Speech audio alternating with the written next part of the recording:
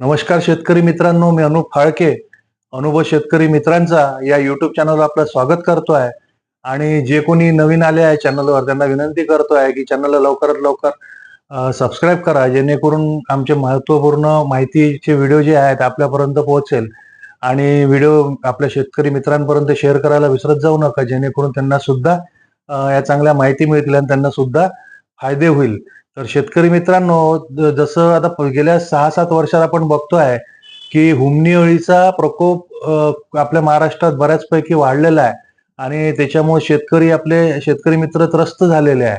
तर आपण बघूया की हुमणी अळी ही कशा प्रकारे तयार होते आणि त्याचं नियंत्रण आपल्याला कसं करता येईल. तर शेतकरी मित्रांनो, हुमणी अळी काय आहे की एक जमिनीत राहणारी अळी आहे.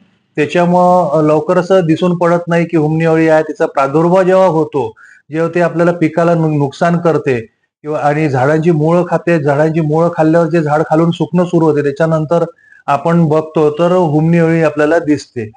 तर एक वेळा जमिनीत ती हुमणी अळी गेली का तिचं नियंत्रण करणं थोडं अवघड होतं. असं नाही की आपल्याला त्याचं नियंत्रण करता येत नाही. नियंत्रण नक्कीच करता येते.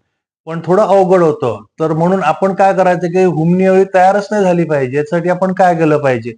तर मग हुमणी अळी त्याच्यासाठी आपल्याला सगळ्यात महत्त्वाची माहिती म्हणजे ही पाहिजे की हुमणी अळी ही तयार कशी होते.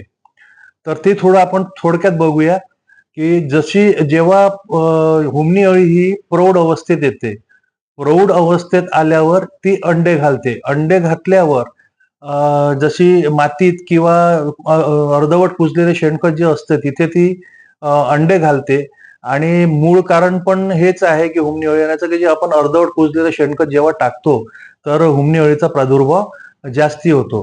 तर जेव्हा प्रौढ अवस्थेत हुमणी अळी येते तेव्हा ती अंडकोशावर येते. अंडकोशावर आल्यावर ती अंडे जेव्हा घालते तर त्या अंड्यातून आपल्याला असे भुंगेरे निघतात. एकदम डार्क तपकिरी रंगाचे किंवा ब्राऊन कलरचे म्हणा किंवा कथ्थी रंगाचे डार्क एकदम घट्ट तपकीर रंगाचे भुंगरे त्याच्यातून निर्माण होतात. आणि ते भुंगेरे त्यांचं वास्तव्य करतात तुमच्या शेतातले जे बाबुळीचे झाडं असतात त्याच्यावर किंवा लिंबाचं झाडं असतं त्याच्यावर किंवा बोराचे झाडं असतं याच्यावर वास्तव्य करतात. आणि जेव्हा मग मे महिन्यात ढगाळ वातावरण असते तेव्हा त्यांचं त्याच्यात ते झाडावर मिलन करतात. जसं मादी भुंगरा आणि नर भुंगरा हे जे त्यांचं मिलन करतात, त्याचं मिलन झाल्यावर जेव्हा पाऊस पडतो, अवकाळी पाऊस जो मे महिन्यात अवकाळी पाऊस येतो, तेव्हा तो मादी भुंगरा काय करतो, जमिनीत अंडे घालते. आणि एक मादी जवळपास 50 ते 70 अंडे जमिनीत घालते. त्याच्यानंतर काय होते, अंडे घातल्यावर 9 ते 24 दिवसात ते अंडे फुटतात आणि त्याच्यातून हुमणी अळीची निर्मिती होते.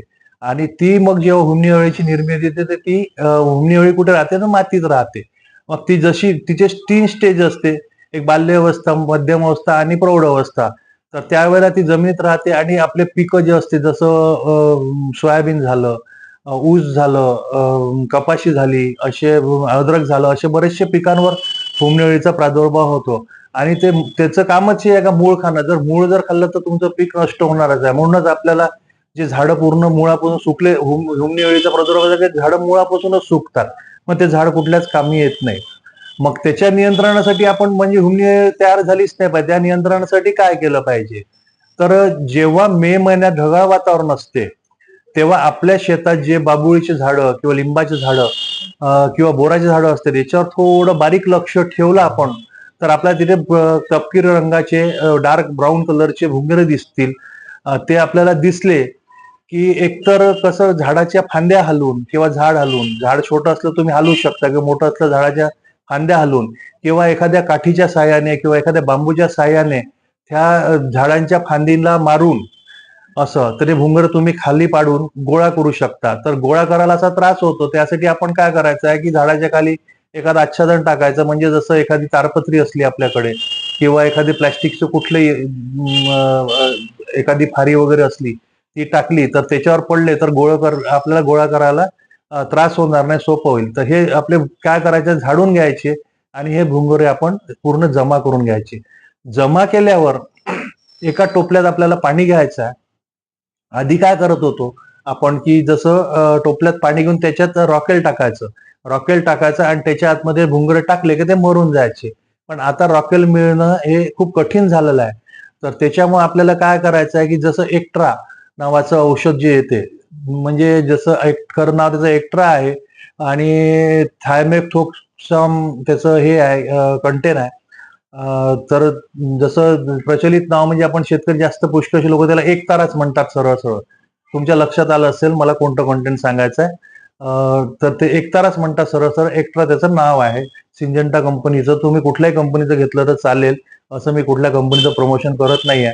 त्याचं पाणी करून त्याच्यात आपल्याला ते भुंगरे टाकायचे आहे, म्हणजे ते भुंगरे मरून जातील. म्हणजे ते भुंगरे जर मेले तर तुमच्या इथे अळीची निर्मिती होणारच नाही. बरं, त्याच्यानंतरही आता कधी कधी काय होतं की लक्ष नाही राहत. आता जशी हुमणी अळी आपल्या जमिनीत आहे, तर मग त्याचं नियंत्रण कसं केलं पाहिजे? तर त्याचं नियंत्रण करण्यासाठी बायोलॉजिकल म्हणजे मेटोरायझियम मेटारायझियम जे येतं ते 1 लिटर घ्यायचं आहे. त्याच्यानंतर बिवेरिया जे येते ते 1 लिटर घ्यायचं आहे. हे दोन्ही 1-1 लिटर घेऊन 200 ते 250 लिटर पाण्यात मिसळून घ्यायचं आहे. 200-250 लिटर पाण्यात मिसळून त्याची आपल्याला ड्रिंचिंग करायची आहे. याच्यामुळे सुद्धा बराचसा नियंत्रण मिळतं आपल्याला. पण 100% नियंत्रण मिळणं कठीण होतं. पण पुष्कळसं नियंत्रण याच्यामुळे मिळतं. त्यानंतर केमिकल कंपोजिशन जर आपल्याला घ्यायचं आहे, तर जसं तुम्हाला एक्स्ट्रा सांगितलं मी, तर एक्स्ट्रा तुम्ही घेऊ शकता. 500 ग्राम एक्स्ट्रा घ्या तुम्ही. 200 ते 250 लिटर पाण्यात मिसळा आणि त्याचं सुद्धा तुम्ही ड्रिंचिंग करून नियंत्रण मिळवू शकता. किंवा 1 लिटर क्लोरोफायरिफास घेऊन जर तुम्ही 200-250 लिटर पाण्यात टाकून जर ड्रिंचिंग केली तरी तुम्हाला बऱ्याचशा प्रमाणात नियंत्रण मिळवता येते. पण एक्स्ट्रा सगळ्यात बेस्ट आहे. याच्यामुळे बराचसा जास्ती फायदा होतो. आणि त्याच्यानंतर जर आपल्याला फुकटाची औषधी जर तयार करायची आहे, आपल्याजवळ जो वेळ आहे, तर वनस्पतीद्वारे सुद्धा आपण त्याची औषधी आपण तयार करू शकतो. आता ती औषधी म्हणजे कोणती? जशी रुईची जे पानं असतात, जे आपण मारुतीला रुईची फुलं वाहतो, त्याचे पानं घ्यायचे आपल्याला 5 किलो. आणि त्याच्यानंतर धोत्राची जे पानं असतात, जे धोत्रात झाड, जे मारुतीला सॉरी शंकराला किंवा महादेवाला आपण जे धोत्राचं फळ वाहतो, त्याच्या झाडाची जर पानं आपल्याला मिळाले तर ते 2.5 किलो ते पानं घ्यायचे आहे. आता हे 5 किलो रुईचे पानं आणि 2.5 किलो धोत्राचे पानं हे आपल्याला 20 लिटर पाण्यात टाकायचे आहे आणि छान उकळून घ्यायचे आहे. तर उकळायचे किती आहे? तर जोपर्यंत आपलं 10 लिटर पाणी राहत नाही तोपर्यंत उकळून घ्यायचे आहे छान. उकळल्यावर पाणी थंड होऊ द्यायचं आहे. गाळून घेऊन 200 ते 250 लिटर पाण्यात मिसळायचं आहे. त्याच्यानंतर त्याची ड्रिंचिंग केली तरी बरचसं नियंत्रण आपल्याला करता येतं. आपल्याजवळही काही अशा माहिती असेल तर आमच्यापर्यंत नक्की पोहोचवा. आम्ही आपल्या माहिती सुद्धा शेतकरी मित्रांपर्यंत पोहोचवण्याचा प्रयत्न करू. आणि ही माहिती आवडली असेल तर व्हिडिओला लाईक करा, चॅनलला सबस्क्राईब करा, शेअर करा इतर मित्रांपर्यंत, जेणेकरून त्यांना सुद्धा या माहितीचा फायदा होईल. धन्यवाद.